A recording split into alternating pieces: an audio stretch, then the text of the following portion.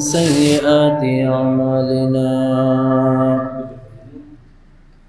من يهد الله فلا مضل له ومن يضلله فلا هادي له ونشهد أن سيدنا نبينا حبيبنا شفيعنا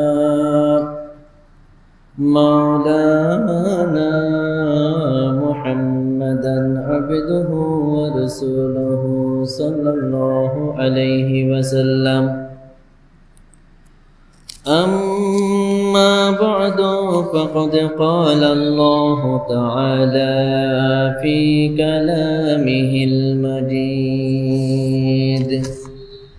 وفرقانه الحميد إن الله وملائكته يصلون على النبي يا أيها الذين آمنوا صلوا عليه وسلموا تسليما اللهم صل على سيدنا مولانا محمد وعلى آل سيدنا مولانا محمد اللهم صل على سيدنا مولانا وعلى آل سيدنا مولانا কোথায় রইলেন কালের নবীজি আমাদেরকে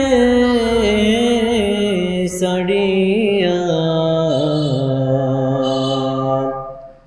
আপনার আশিক উম্মত কাঁদে নবী নবী করিয়া আল্লাহুম্মা সাল্লি আলা সাইয়্যিদিনা মাওলানা মুহাম্মদ ওয়া আলা আলি সাইয়্যিদিনা মাওলানা নবীজি আপনার বিরহ বেতায় উম্মতের মনে বড় যন্ত্রণা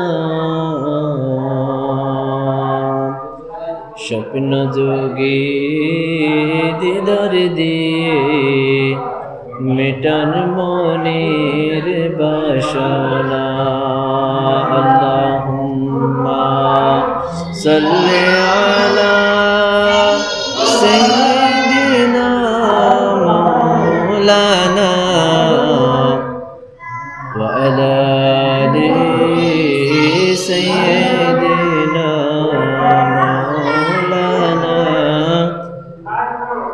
বালাগাল উলা বিকামালিহি كشف الدجى بجماله حسنت جميع خصاله صلوا عليه وآله بلغ العلا بكماله كشف الدجى بجماله حسنت جميع خصاله صلوا عليه وآله সকলে বলুন সাল্লাল্লাহু আলাইহি ওয়াসাল্লাম। আলহামদুলিল্লাহ, লক্ষ কোটি শুকরিয়া আদায় করছি মহান আল্লাহ পাক রব্বুল আলামিন ওনার শাহী দরবারে। কারণ আল্লাহ পাক রব্বুল আলামিন আমাকে আপনাকে এলাকার অগণিত মুসলমান থেকে যাচাই করে বাছাই করে আপনার আমার মতো কতিপয় পাপী গুনাহগার বান্দাদের উপর খাস রহমত নাজিল করেছে, যার কারণে আপনার আমার পক্ষে সবার আগে আগে মহান আল্লাহ পাক রব্বুল আলামিন ওনার পবিত্র ঘর, পবিত্র মসজিদে পবিত্র জুমার নামাজ আদায় করার জন্য আসার, বসার, আলোচনা করা এবং শোনার জন্য কবুল করেছেন। সেজন্য আমরা সকলেই মহান আল্লাহ পাক রব্বুল আলামিনের শুকরিয়া আদায় করে বলি আলহামদুলিল্লাহ। আরও একবার জোরে সোরে বলি আলহামদুলিল্লাহ। লক্ষ কোটি দুরূদ সালামের হাদিয়া প্রেরণ করছি যিনি সর্বকালের সর্বযুগের সর্বশ্রেষ্ঠ নবী এবং রাসূল, যিনি সাইয়্যিদুল মুরসালিন, ইমামুল মুরসালিন, খাতামুন নবিয়্যিন, রাহমাতুল লিল আলামিন, হাবিবুল্লাহ হুজুর পাক সাল্লাল্লাহু আলাইহি ওয়াসাল্লাম ওনার প্রতি। কেননা একমাত্র যে নবীজির উম্মত হবার কারণে আমরা সমস্ত নিয়ামত পেয়েছি, পাচ্ছি এবং অনন্তকাল ধরে পেতেই থাকবো। সুবহানাল্লাহ। শুধু তাই নয়, আখির রাসূল হাবিবুল্লাহ হুজুর পাক সাল্লাল্লাহু আলাইহি ওয়াসাল্লাম ওনার উম্মত হবার কারণে আমরা সমস্ত সৃষ্টি জগতের মধ্যে আশরাফুল মাখলুকাত, সর্বশ্রেষ্ঠ সৃষ্টি হিসেবে পরিচিতি লাভ করেছি। সুবহানাল্লাহ। যে নবীদের উম্মত হবার কারণে আমরা এত বড় নিয়ামত, এত বড় সম্মান, এত বড় ফজিলত লাভ করেছি, সেই নবীদের শানে আরও একবার সম্মানিত দরুদ শরীফ পাঠ করে বলি সাল্লাল্লাহু আলাইহি ওয়াসাল্লাম।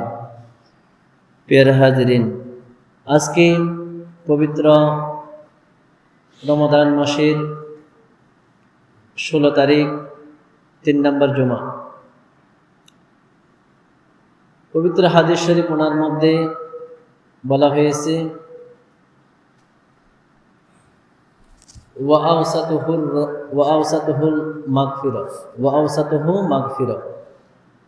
এই রমজান মাসের মাঝখানের 10 দিনকে মাগফিরাতের 10 দিন বলা হয়েছে। সুবহানাল্লাহ। রহমতের 10 দিন আমাদের মধ্য থেকে বিদায় নিয়েছে, মাগফিরাতের 10 দিনের মধ্যে আমরা অবস্থান করতেছি। আর এই রমজান মাসের মাঝখানের এই 10 দিনকে হাদিস শরীফের ভাষায় মাগফিরাতের 10 দিন বলা হয়েছে, অর্থাৎ ক্ষমা পাওয়ার 10টি বিশেষ দিন। সুবহানাল্লাহ। এবং পরবর্তী 10 দিনকে নাজাতের 10 দিন বলা হয়েছে। যাই হোক, আমরা এখন মাগফিরাতের 10 দিনের মধ্যে অবস্থান করতেছি। এই 10 দিনের মধ্যে আজকে 6তম দিন, অর্থাৎ আজকে রমজান মাসের 16 তারিখ, 3 নম্বর জুমা। সুবহানাল্লাহ। আজকের খুতবার মধ্যে পবিত্র কুরআনুল কারীমের সূরাত আলে ইমরানের 53 নম্বর আয়াত শরীফ কানে এসেছে। আল্লাহ পাক রব্বুল আলামিন পবিত্র কুরআনুল কারীমের সূরাত আলে ইমরানের 53 নম্বর আয়াত শরীফ ওনার মধ্যে ইরশাদ মুবারক করেন, আউযু বিল্লাহি মিনাশ শাইতানির রাজীম, বিসমিল্লাহির রহমানির রহিম, রব্বানা আমান্না বিমা আনজালতা ওয়াত্তাবা'নার রাসূলা ফাকতুবনা মা'আশ শাহিদিন।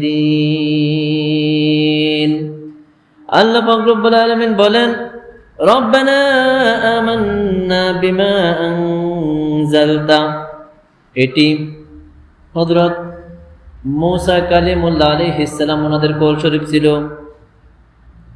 বিশেষ করে আল্লাহ পাক রব্বুল আলামিন আমাদেরকে বলতেছেন, ও আমার বান্দারা, তোমরা বলো রব্বানা, হে আমাদের রব, হে আমাদের প্রতিপালক, আমান্না বিমা আনজালতা, আমরা ঈমান এনেছি আপনি যা নাজিল করেছেন সেগুলোর প্রতি। সুবহানাল্লাহ। আল্লাহ পাক রব্বুল আলামিন, হে আমাদের রব, আপনি যা নাজিল করেছেন, আপনার নাজিলকৃত বিষয়ের প্রতি আমরা ঈমান এনেছি। ওয়াত্তাবা'নার রাসূলা, এবং রাসূলের অনুসরণ করেছি, ইত্তিবা করেছি। বলুন সুবহানাল্লাহ। ফাকতুবনা মা'আশ শাহিদিন, সুতরাং আপনি আমাদেরকে সাক্ষীদাতাগণের অন্তর্ভুক্ত করে নিন, বলুন সুবহানাল্লাহ। অর্থাৎ আমরা সাক্ষী দিচ্ছি, হে আমাদের প্রতিপালক, আমরা আপনার নাজিলকৃত বিষয়ের প্রতি ঈমান এনেছি। আপনি যে বিষয়গুলো নাজিল করেছেন সমস্ত বিষয়ের প্রতি আমরা কি করেছি? ঈমান এনেছি, বিশ্বাস স্থাপন করেছি। এরপরে ওয়াত্তাবা'নার রাসূলা, এবং আপনার রসুলের প্রতি আমরা রসুলের অনুসরণ করতেছি, রসুলের ইত্তিবা করতেছি। সুবহানাল্লাহ। ফাকতুবনা মা'আশ শাহিদিন, সুতরাং আপনি আমাদেরকে সাক্ষীদাতাগণের অন্তর্ভুক্ত করে নিন। সুবহানাল্লাহ। অর্থাৎ আজকের খুতবার মধ্যে আল্লাহ পাক রব্বুল আলামিন আমাদেরকে বোঝাতে চেয়েছেন, বান্দা তোমরা সাক্ষী দাও আমার সমস্ত নাজিলকৃত বিষয়ের উপর তোমরা ঈমান এনেছো এবং ওয়াত্তাবা'নার রাসূলা, রাসূলের অনুসরণ করেছো। এই রসুলের অনুসরণ এবং আল্লাহর নাজিলকৃত বিষয়ের প্রতি ঈমান আনার মধ্যে অন্যতম একটি বিষয় হচ্ছে পবিত্র ইতিকাফ, বলুন সুবহানাল্লাহ।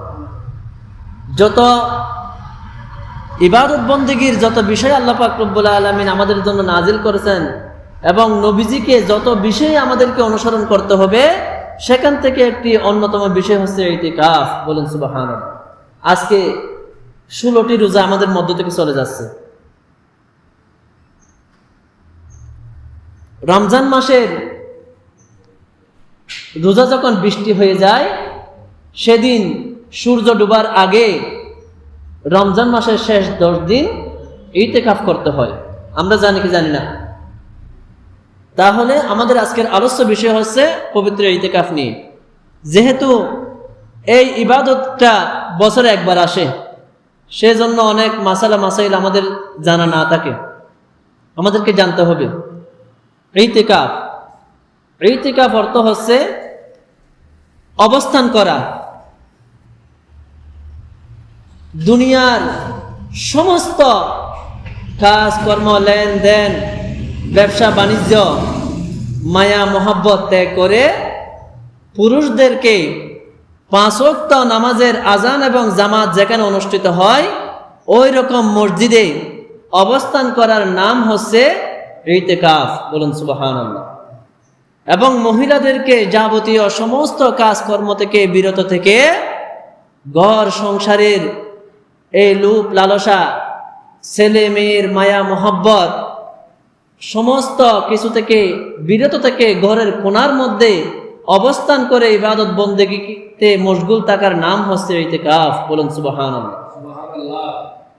এই ইতিকাফ 3 প্রকার: ওয়াজিব, সুন্নত এবং মুস্তাহাব।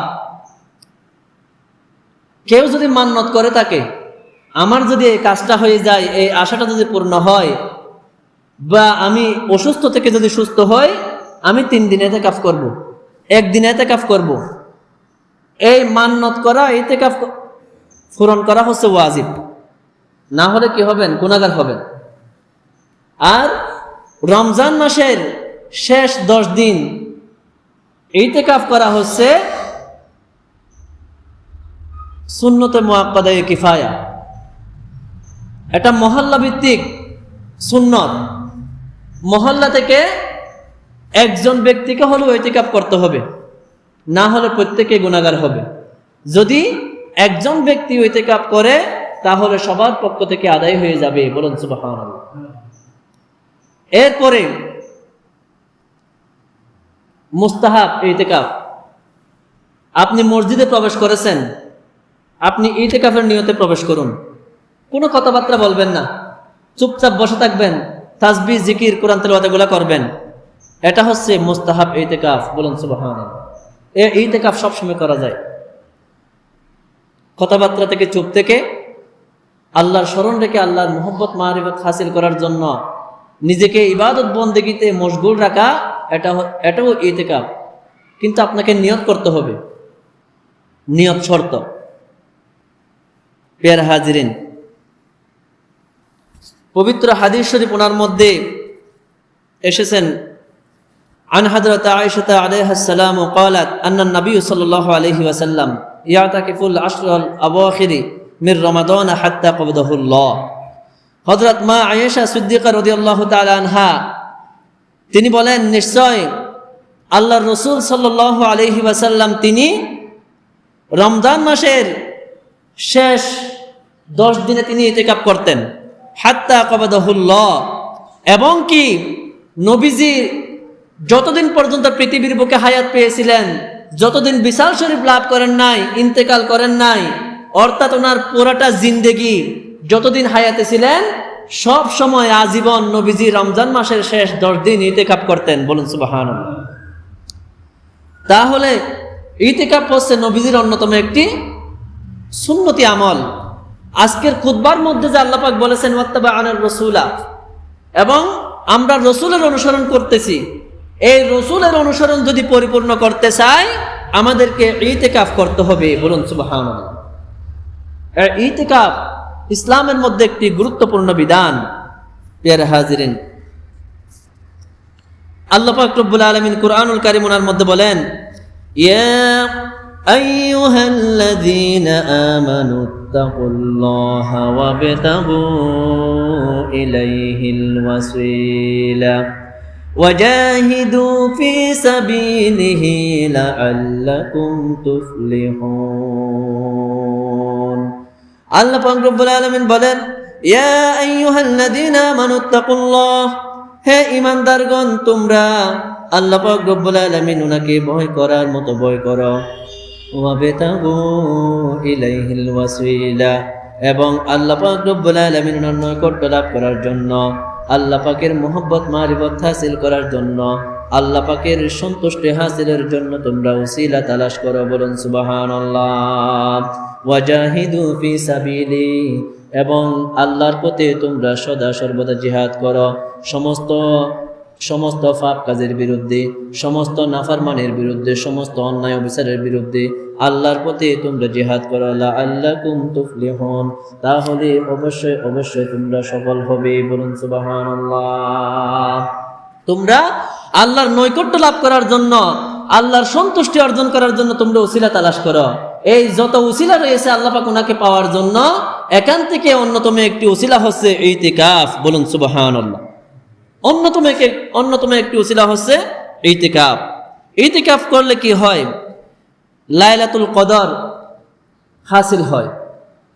লাইলাতুল কদর তো হাদিস শরীফে বলা হয়েছে, ফালতামিসুহা ফিল আশরিল আওয়াখিরি ফিল উইত্রি মিনহা, বলা হয়েছে তোমরা লাইলাতুল কদর তালাশ করো রমজান মাসের শেষ 10 দিনের প্রতি বিজুর রাতে, 21 তারিখ, 23 তারিখ, 25 তারিখ, 27 তারিখ, 29 তারিখ, এই শেষ 10 দিনের প্রতি বিজুর রাতে তোমরা কি করো? লাইলাতুল কদর তালাশ করো। তাহলে বোঝা যাচ্ছে যে ব্যক্তি রমজান মাসের শেষ 10 দিন ইতিকাফ থাকবে তার ইচ্ছায় অনিচ্ছায় সবে কদরটা নসিব হবে। বলুন সুবহানাল্লাহ। কারণ সে তো প্রতি রাতে মসজিদে অবস্থান করে আল্লাহর ইবাদত বন্দেগী করতেছে। আমরা তো নির্দিষ্ট একটি রাত করি, লাইলাতুল কদরের রাত 26 তারিখ দিবাগত রাত, কিন্তু যারা ইতিকাফ থাকবে তারা তো প্রতি রাতেই, এই 10 দিনের প্রতি রাতেই তারা ইবাদত বন্দেগী করবে। বলুন সুবহানাল্লাহ। তাহলে ইচ্ছায় অনিচ্ছায় তার লাইলাতুল কদর নসিব হয়। বলুন সুবহানাল্লাহ। এরপরে ইতিকাফের কারণে গুনাহ থেকে গুনাহ মাফের আশা করা যায়। কারণ আপনি যখন ইতিকাফ করবেন 10 দিন, আপনার ইচ্ছে থাকলেও আপনি আর টিভি চ্যানেল দেখতে পারবেন না, আপনার ইচ্ছে থাকলেও আপনি বেপরদা হতে পারবেন না, আপনার ইচ্ছে থাকলেও আপনি গান শুনতে পারবেন না। মসজিদে বসে কেউ গান শুনবে? তাহলে বোঝা যাচ্ছে ইতিকাফকারী ব্যক্তি ইচ্ছায় অনিচ্ছায় সে আল্লাহর গুনাহ মাফের, তার গুনাহখাতা মাফ করার জন্য একটা অন্যতম ওসিলা হচ্ছে ইতিকাফ। বলুন সুবহানাল্লাহ। এরপরে ইতিকাফ থাকলে আল্লাহর সাথে সম্পর্ক আরো মজবুত হয়। কারণ একজন ইতিকাফকারী ব্যক্তি সে হয়তো কোরআন তেলাওয়াত করে, না হলে তাসবিহ আদায় করে, না হলে নামাজ পড়ে, তাহাজ্জুদ পড়ে, ঠিক কিনা, রোজা রাখে, সে সব সময়, আর না হলে ঘুমায়, সে দুনিয়াবী সমস্ত কাজ থেকে মুক্ত থাকে। অর্থাৎ ইতিকাফকারী ব্যক্তি আল্লাহর সাথে সম্পর্ক করার জন্য একটা অন্যতম মাধ্যম হচ্ছে এই ইতিকাফ। বলুন সুবহানাল্লাহ। এরপরে দুনিয়ার মহব্বত থেকে অন্তরকে, দুনিয়ার মহব্বত থেকে নিজেকে বাঁচিয়ে রাখা যায়। আপনি নির্দিষ্ট সময়ের জন্য মসজিদে এসেছেন, আবার বের হয়ে আপনি দুনিয়াবি কাজে মশগুল হতে পারেন।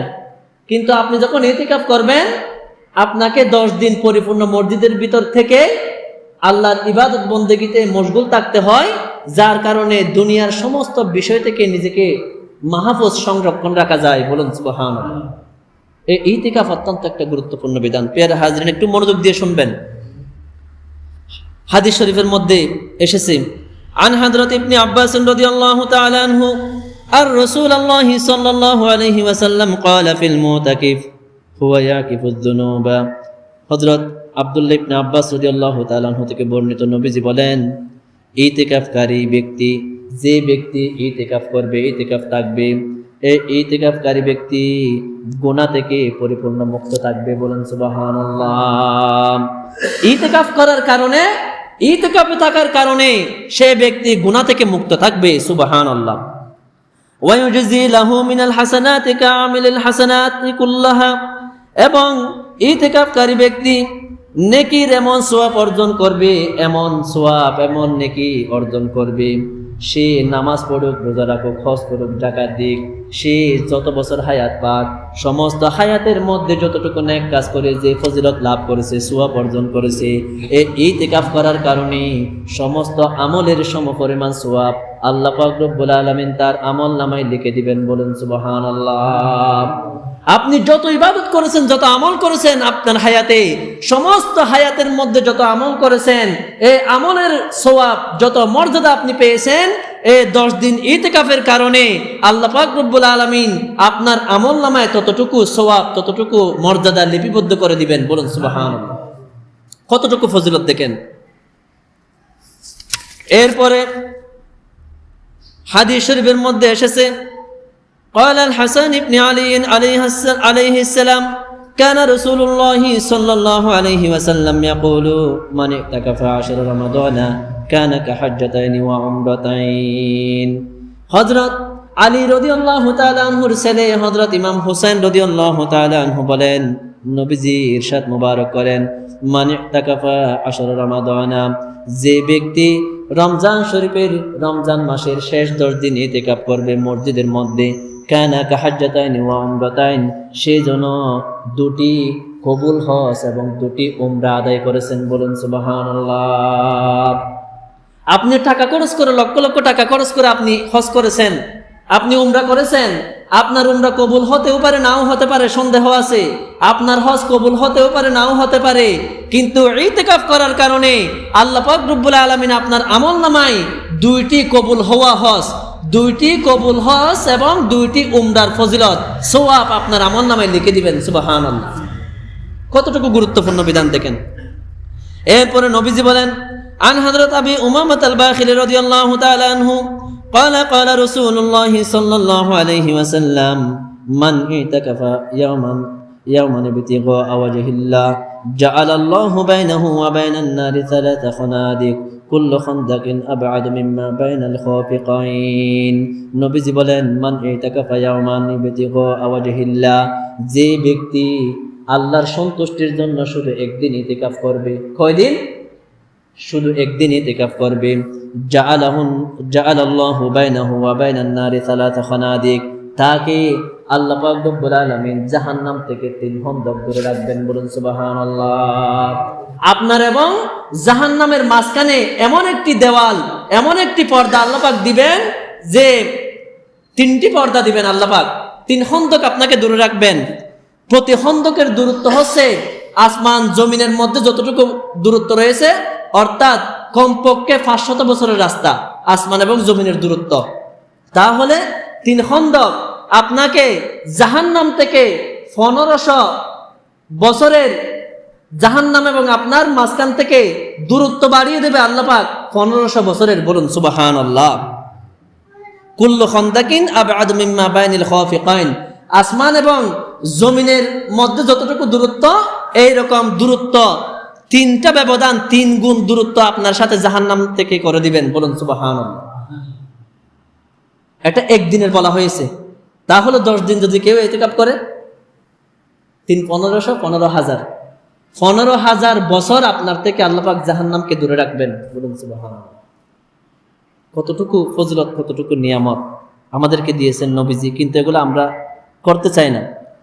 এরপরে হাদিস শরীফের মধ্যে এসেছে, মান ইতাকাফা মা বাইনাল মাগরিবি ওয়াল ইশাই ফি মসজিদিন জামাআ, যে ব্যক্তি এমন মসজিদে ইতিকাফ করবে যে মসজিদে মাগরিব এবং ইশার মধ্যবর্তী সময়ে জামাত অনুষ্ঠিত হয়, অর্থাৎ এশারের পরে, এশারের নামাজের পরে পরের দিন মাগরিব আসা পর্যন্ত যে মসজিদে জামাত অনুষ্ঠিত হয়, অর্থাৎ 5 ওয়াক্ত মসজিদের কথা বলা হচ্ছে। এশার পরে এশা, ফজর, জোহর, আসর, মাগরিব, তো তাই না? এশার পরে পরের দিন মাগরিব পর্যন্ত যে মসজিদে জামাত অনুষ্ঠিত হয়, অর্থাৎ 5 ওয়াক্ত নামাজ যেখানে অনুষ্ঠিত হয়, এই মসজিদে কেউ যদি ইতিকাফ করে কি হবে? লাম ইয়াতাকাল্লাম ইল্লা বিসলাতি ওয়া কুরআন, এবং সে কোনো কথা বলবে না, শুধু নামাজ আদায় করবে এবং কোরআন তেলাওয়াত করবে। এই কোরআন তেলাওয়াত এবং নামাজ আদায় ছাড়া কোনো ধরনের কথাবার্তা বলবে না। কানা হাক্কান আলাল্লাহি আইয়ুবনিয়া লাহু কসরান ফিল জান্নাহ, তার জন্য জান্নাতের মধ্যে মহল তৈরি করা, জান্নাতের মধ্যে ঘর তৈরি করা আল্লাহ পাকের জন্য হক হয়ে যায়, দায়িত্ব হয়ে যায়। বলুন সুবহানাল্লাহ। কোন ব্যক্তি 5 ওয়াক্ত নামাজ যেখানে অনুষ্ঠিত হয় সেখানে যদি ইতিকাফ করে, তাহলে আল্লাহ পাকের বলে দায়িত্ব হয়ে যায়।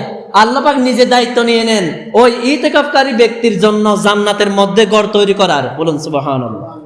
কত বড় ফজিলত, মর্যাদা আল্লাহ পাক আমাদেরকে দিয়েছেন। এই ইতিকাফ আমাদেরকে করতে হবে। প্রিয় হাজিরিন,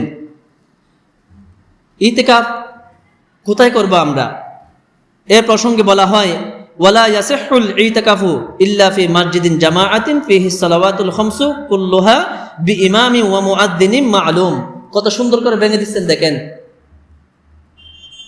ওয়ালা ইয়াসিহু, আর ওয়ালা ইয়াসিহুল ইতিকাফ, ইতিকাফ সহিহ হবে না, ইতিকাফ আদায় হবে না, ইল্লা ফি মসজিদিন, ওই মসজিদ ছাড়া, ওই মসজিদ ছাড়া ইতিকাফ শুদ্ধ হবে না। জামাআতিন ফিহি সালাওয়াতুল খামসু কুল্লুহা বিইমামি ওয়া মুআদ্দিনিন মা'লুম, যে মসজিদে ইমাম এবং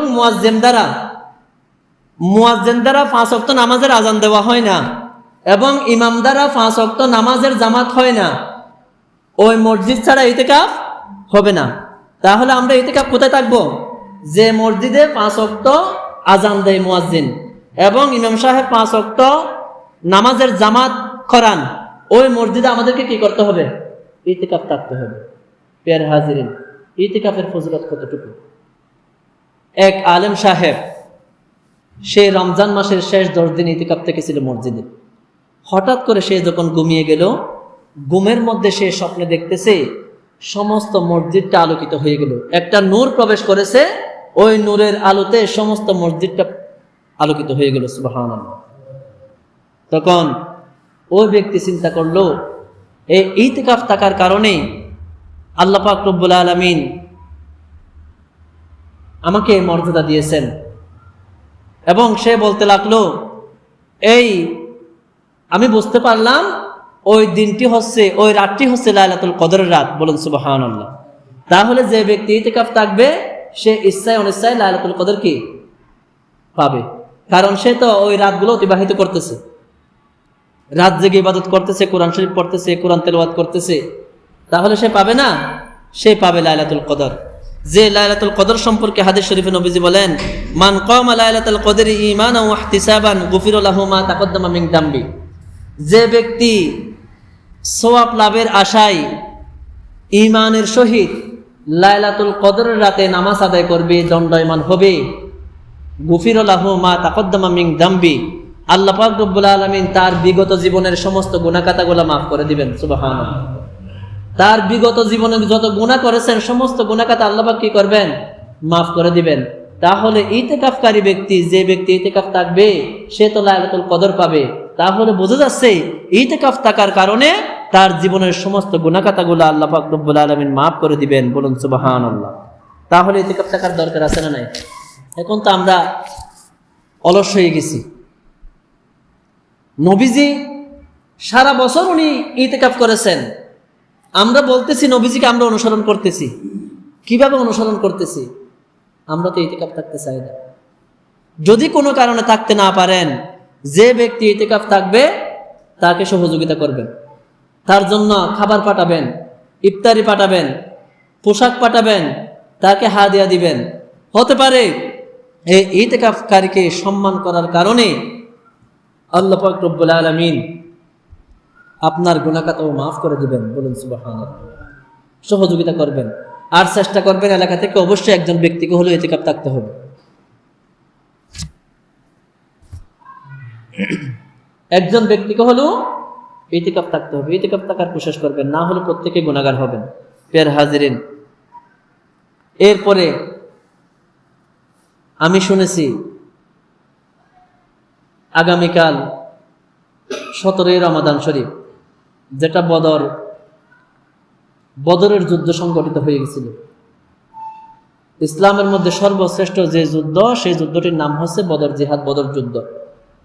এই বদরের প্রান্তরে আবু জাহেল সহ কাফেরদের বড় বড় 11 জন নেতা তারা আহত হয়েছিল। ইসলামের বিজয় ছিনিয়ে নিয়ে এনেছিলেন সাহাবায়ে কেরামরা এই বদরের জিহাদে। কাফের মুশরিকের সংখ্যা ছিল 1000 আর মুসলমানের সংখ্যা ছিল মাত্র 313 জন।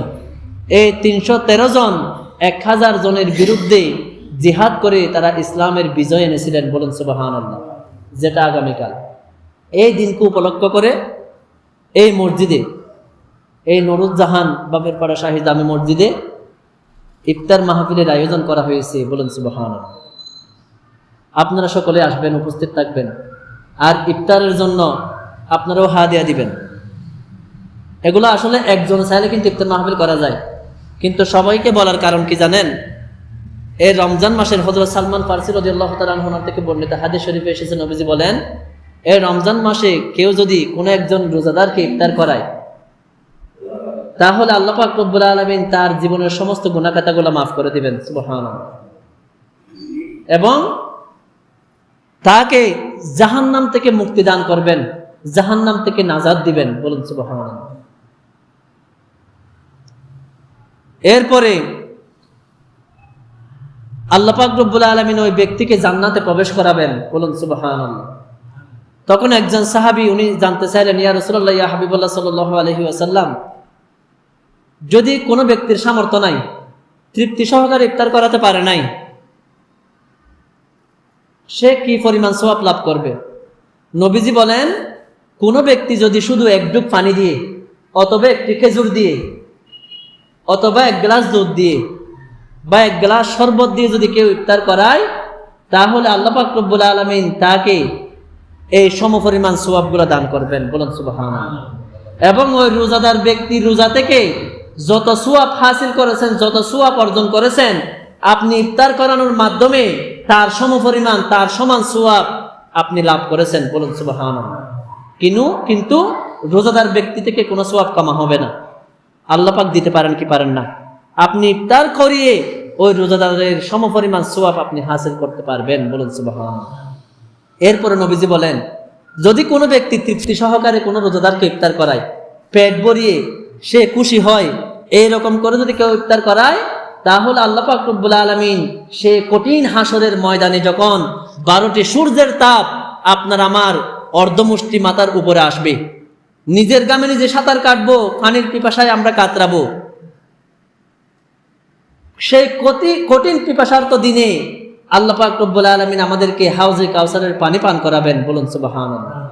হাউজে কাউসারের পানি হচ্ছে এমন এক ধরনের পানি, যে পানি যদি কেউ জীবনে একবার পান করে, তাহলে সে জান্নাতে প্রবেশ করা পর্যন্ত আর তার পানির পিপাসা লাগবে না। সুবহানাল্লাহ। তাহলে হাসর, নসর, কবর, ফুলসিরাত, আপনার মিজান, যত ধরনের বড় বড় ঘাটি আছে, আমাদের বিপদের ভয়ানক কষ্টের যত ঘাটি রয়েছে, এই কষ্টের ঘাটির মধ্যে আমরা কখনো পিপাসার্ত হব না, যদি আমরা একজন রোজাদারকে পেট ভরিয়ে ইফতার করাই। বলুন সুবহানাল্লাহ।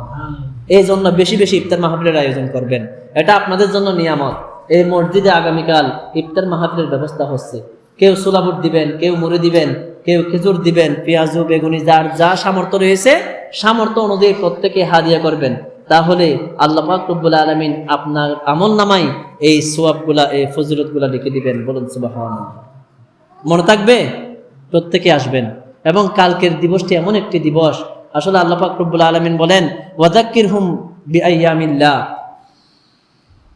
ইয়া রাসূলুল্লাহ, ইয়া হাবিবাল্লাহ, আপনি আমার বান্দাদেরকে বলে দিন যে আল্লাহ পাকের কিছু বিশেষ বিশেষ দিন রয়েছে। আল্লাহ পাকের কিছু 365 দিন তো আল্লাহ পাকের, কিন্তু আল্লাহ পাক বলতেছেন এই 365 দিনের মধ্যে কিছু বিশেষ দিন রয়েছে। ইন্না ফি যালিকা লাআয়াতিন লিকুল্লি সাব্বারিন শাকুর, নিশ্চয় এই বিশেষ দিনের মধ্যে যারা শুকরগুজার বান্দা, যারা ধৈর্যশীল বান্দা, তাদের জন্য নসিহত রয়ে গেছে, ইবরত নসিহত রয়ে গেছে। বলুন সুবহানাল্লাহ। এইরকম বিশেষ দিনের মধ্য থেকে একটি বিশেষ দিন হচ্ছে 17 রমাদান শরীফ। যে ইসলামটা আজকে আমরা সুন্দরভাবে পেয়েছি, নামাজ পড়তে পারতেছি, রোজা রাখতে পারতেছি, এটা কি এমনিতে এসেছে? সাহাবায়ে কেরামের বুকের তাজা রক্তের মাধ্যমে এত সুন্দর ইসলাম আমরা পেয়েছি। ওনাদেরকে আমাদের স্মরণ করতে হবে না? স্মরণ করতে হবে। তাছাড়া 17 রমাদান শরীফ, যিনি উম্মাহাতুল মুমিনিন নবীজির প্রথম স্ত্রী মা খাদিজাতুল কুবরা রাদিয়াল্লাহু তাআলা আনহা, ওনার ইন্তেকাল দিবস। বলুন সুবহানাল্লাহ। এবং 17 রমাদান শরীফ আগামীকাল নবীজির 3 নম্বর স্ত্রী, যার মধ্য থেকে সমস্ত ইলম দুনিয়াতে এসেছে, যার মধ্য থেকে কিয়ামত পর্যন্ত সমস্ত ইলম আমরা পেয়েছি, মা আয়েশা সিদ্দিকা রাদিয়াল্লাহু তাআলা আনহা, ওনারও ইন্তেকাল দিবস আগামীকাল 17 রমাদান শরীফ। সুবহানাল্লাহ। এবং নবীজি হাদিস শরীফে বলেন, আনা মাদিনাতুল ইলমি ওয়া আলিয়্যু বাবুহা, আমি হলাম ইলমের শহর, আর সে ইলমের শহরে ঢোকার দরজা হচ্ছে হযরত আলী রাদিয়াল্লাহু তাআলা আনহু, যিনি আহলে বাইতের প্রথম ইমাম। নবীজির বংশধরগণের মধ্যে প্রথম ইমাম যিনি, হযরত আলী রাদিয়াল্লাহু তাআলা আনহু, যিনি মা ফাতেমা আলাইহিস সালাম ওনার স্বামী, যিনি ইমাম হাসান এবং ইমাম হুসাইন রাদিয়াল্লাহু তাআলা আনহু গণের আব্বাজান, যিনি ইসলামের চতুর্থ খলিফা হযরত আলী রাদিয়াল্লাহু তাআলা আনহু, ওনারও ইন্তেকাল দিবস আগামীকাল 17 রমাদান শরীফ। বলুন সুবহানাল্লাহ। তাহলে এটা আমাদের জন্য অনেক একটা বড় নিয়ামত। এই ইফতার মাহফিলে আসবেন, বসবেন, শরীক থাকবেন এবং সাহাবায়ে কেরামের আলোচনা শুনবেন, ইফতার মাহফিলের আলোচনা শুনবেন, বদর জিহাদের আলোচনা শুনবেন। আল্লাহ পাক রব্বুল আলামিন আমাদের সবাইকে আসার বসার তৌফিক দান করুন। সকলে বলুন আমিন। প্রিয় হাজিরিন, যেটা বলেছিলাম, বিশেষ করে ইতিকাফ থাকার কোশিশ করবেন। যদি থাকতে না পারেন, এলাকার মধ্যে যারা থাকতে চায় তাদেরকে সহযোগিতা করবেন, পরামর্শ করে আপনারা বলবেন, তোমার ভরণ পোষণের দায়িত্ব আমি নেব, তোমার খাবার দাবারের ব্যবস্থা আমি করব, তুমি ইতিকাফ থাকো। এভাবে অবশ্যই ইতিকাফ থাকতে হবে, না হলে প্রত্যেকেই গুনাহগার হবেন। প্রিয় হাজিরিন, আল্লাহ পাক রব্বুল আলামিন বলেন, তোমরা আজকের খুতবার মধ্যে যে এসেছে, ওয়াত্তাবা'না রাসূলা, আমরা রাসূলের অনুসরণ করতেছি। রাসূলের অনুসরণ করতে গেলে আমাদেরকে ইতিকাফ থাকতে হবে।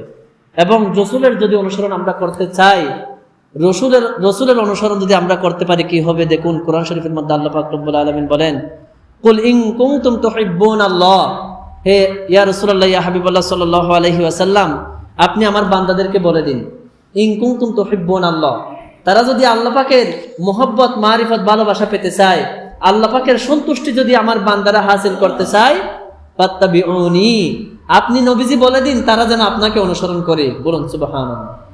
আল্লাহর মুহাব্বত, মারিফত, ভালোবাসা যদি আমরা পেতে চাই, আমাদেরকে কি করতে হবে? নবীজিকে অনুসরণ করতে হবে। নবীজিকে যদি আমরা অনুসরণ করতে পারি, তাহলে কি হবে? ইউহিব্বুকুমুল্লাহ, আল্লাহ পাক রব্বুল আলামিন তিনি আমাদেরকে মুহাব্বত করবেন, ভালোবাসবেন। বলুন সুবহানাল্লাহ।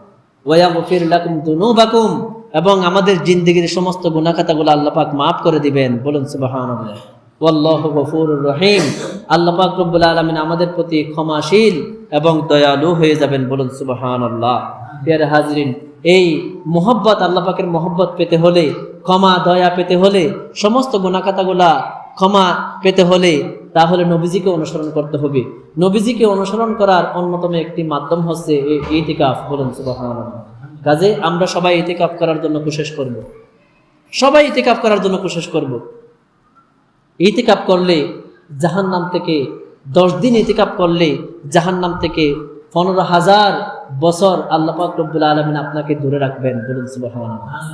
এবং 2টি কবুল হজ এবং 2টি উমরার সওয়াব আপনার আমলনামে আল্লাহ পাক রব্বুল আলামিন লিখে দিবেন। বলুন সুবহানাল্লাহ। প্রিয় হাজিরিন, এরপরে আল্লাহ পাক রব্বুল আলামিন বলেন, ইল্লা মান তাবা ওয়া আমানা ওয়া আমিলা আমালান সালিহান ফাউলাইকা ইউবাদদিলুল্লাহু সাইয়্যাতিহিম হাসানাত ওয়া কানা আল্লাহু গফুরুর রহিমা। আল্লাহ পাক রব্বুল আলামিন বলেন, ইল্লা মান তাবা ওয়া আমানা ওয়া আমিলা আমালান সালিহান, সুতরাং যে ব্যক্তি তওবা করেছে, গুনাহ করার পরে যে ব্যক্তি তওবা করেছে, ওয়া আমানা এবং ঈমান এনেছে, ওয়া আমিলা আমালান সালিহা এবং নেক আমল করেছে, নামাজ পড়েছে, রোজা রেখেছে, হজ করেছে, যাকাত দিয়েছে, রমজান মাসের শেষ 10 দিন ইতিকাফ থেকেছে, ফাউলাইকা ইউবাদদিলুল্লাহু সাইয়্যাতিহিম হাসানাত, আল্লাহ পাক রব্বুল আলামিন ওই বান্দার সমস্ত গুনাহকে নেকিতে পরিবর্তন করে দিবেন। বলেন সুবহানাল্লাহ। আপনি আমি গুনাহ করি নাই? টিভি দেখেছি, বেপরদা হয়েছি, জুয়া খেলেছি, কত খারাপ কাজ করেছি, গুনাহ করতে করতে নিজের পায়ের তালু থেকে মাথার তালু পর্যন্ত গুনার সাগরে আমরা ডুবিয়ে দিয়েছি, নিজের কলবকে অন্ধকার করে ফেলেছি। আল্লাহ পাক বলেন, তোমরা তওবা করো, তওবা করে আবার ঈমান আনো, ঈমান আনার পরে তোমরা নেক আমল করো। এই যে রমজান মাসে যে আমি রোজা দিয়েছি, তারাবি দিয়েছি, ইতিকাফ দিয়েছি, এ রোজা রাখো, তারাবি আদায় করো এবং তোমরা ইতিকাফ করো। তোমরা যদি এই নেক আমলগুলা করো, ফাউলাইকা ইউবাদদিলুল্লাহু সাইয়্যাতিহিম হাসানাত, আল্লাহ পাক রব্বুল আলামিন তোমাদের গুনাহগুলোকে নেকি দিয়ে পরিবর্তন করে দিবেন। বলুন সুবহানাল্লাহ। তোমাদের গুনাহ খাতা তো মাফ করে দিবেন এবং গুনাহ তুমি যতটুকু করেছিলে ওইগুলো আর গুনাহ থাকবে না, ওইগুলো আল্লাহ পাক নেকি দিয়ে পরিবর্তন করবেন, অর্থাৎ তোমার সমস্ত গুনাহগুলোও নেকি হয়ে যাবে। বলুন সুবহানাল্লাহ। আল্লাহ পাক আমাদেরকে আর কত সুযোগ দিবেন দেখেন। এরপরে আল্লাহ পাক রব্বুল আলামিন বলেন, ওয়া কানা আল্লাহু গফুরুর রহিমা, শুধু তাই নয়, যে ব্যক্তি তওবা করে আবার ঈমান আনবে এবং নেক আমল করবে, বিশেষ করে এই ইতিকাফ করবে, রমজান মাসকে সম্মান দিবে, ইজ্জত করবে, তার প্রতি আল্লাহ পাক রব্বুল আলামিন ক্ষমাশীল এবং দয়ালু হয়ে যাবেন। বলুন সুবহানাল্লাহ। আল্লাহ পাক কিন্তু আমাদেরকে সুসংবাদ দিয়ে দিয়েছেন দুনিয়ার সমস্ত বিপদ আপদ থেকে রক্ষা পাওয়ার, পরকালের সমস্ত বিপদ আপদ মুসিবত থেকে রক্ষা পাওয়ার, দুনিয়াতে আল্লাহর সন্তুষ্টি পাওয়ার, দুনিয়াতে সফল হওয়ার এবং পরকালে সফল হওয়ার সমস্ত রাস্তা কিন্তু আল্লাহ পাক আমাদেরকে দেখিয়ে দিয়েছেন, নবীজি কিন্তু আমাদেরকে দেখিয়ে দিয়েছেন। আমরা আল্লাহর হুকুম আহকাম মানতে চাই না, নবীজিকে অনুসরণ করতে চাই না, যার কারণে আমরা দুনিয়া পরকালের আযাব থেকে তো বাঁচতে পারবোই না, আমরা দুনিয়ার আযাব থেকেও বাঁচতে পারি না। বলুন নাউযুবিল্লাহ। কাজেই ইতিকাফ এটা আমাদের জন্য সুযোগ নিজের গুনাহ খাতা মাফ করার। কারণ আপনি ইতিকাফ যখন থাকবেন, আপনি সব সময় কোরআন তেলাওয়াত করবেন, কোরআন তেলাওয়াত করলে রহমত নাজিল হয়। আপনি দিনের বেলা রোজা রাখবেন এবং আপনি তারাবি আদায় করবেন, তাহাজ্জুদ আদায় করবেন, আপনি রাত জেগে ইবাদত করবেন। আল্লাহ পাক রব্বুল আলামিন ফেরেশতা আলাইহিমুস সালাম ওনাদেরকে বলেন, ও হযরত ফেরেশতা আলাইহিমুস সালাম, আপনারা দেখেন, আপনারা তো বলেছিলেন আমি আদম সন্তান কেন পৃথিবীর বুকে পাঠাবো, তারা তো মারামারি করবে, কাটাকাটি করবে।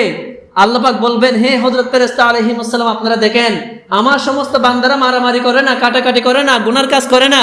দেখো আমার কিছু বান্দারা রমজান মাসের শেষ 10 দিন আমার ঘর মসজিদে এসে তার ঘর, দালান কোটা, বিল্ডিং ত্যাগ করে, ঘর সংসার ত্যাগ করে, দুনিয়া ত্যাগ করে, ছেলে মেয়ে আল আওলাদ বন্ধু বান্ধব ত্যাগ করে, সমাজ ত্যাগ করে সে আমার ঘর মসজিদে এসে এক কোণার মধ্যে বসে থেকে সে দেখো কোরআন তেলাওয়াত করতেছে, সে জিকির ফিকির করতেছে, আমি আল্লাহর সন্তুষ্টি তালাশ করতেছে। বলুন সুবহানাল্লাহ।